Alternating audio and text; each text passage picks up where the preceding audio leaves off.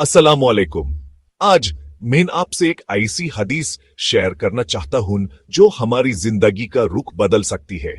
नबी करीम ने इरशाद फरमाया, जिसके जिम्मा अपने भाई की कोई हक तलफी हो, चाहे उसकी इज्जत की हो या किसी और चीज की, तो आज ही उससे माफी मांग ले, इससे पहले कि वो दिन आ जाए जब न दिनार होगा न दिरहम।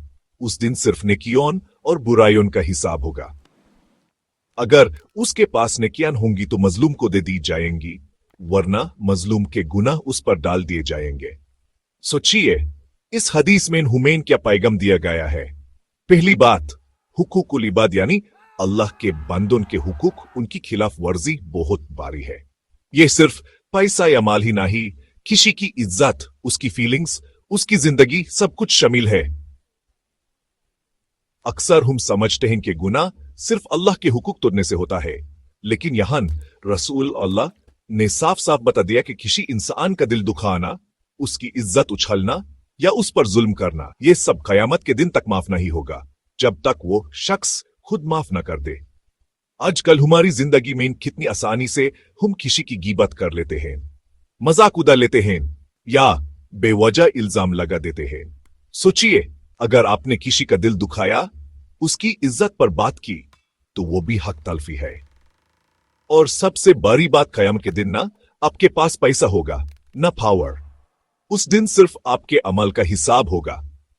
अगर आपने किसी का हक खाया तो आपकी नेकियां उस इंसान को दे दी जाएंगी, और अगर आपके पास नेकियां ना हो तो उसकी बुराइयां आप पर डाल दी जाएंगी। सोचिए जरा, ये कितनी खौफनाक तस्वीर है। अल्लाह का इंसाफ बहुत अजीम है।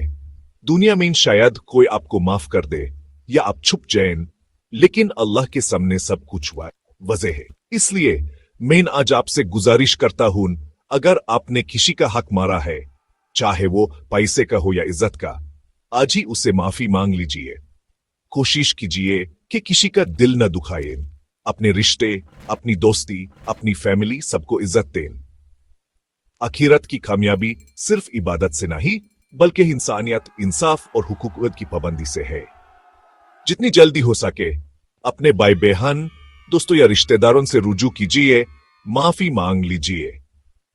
यही है इंसानियत की असली रूह, और यही है रसूल अल्लाह का असूल।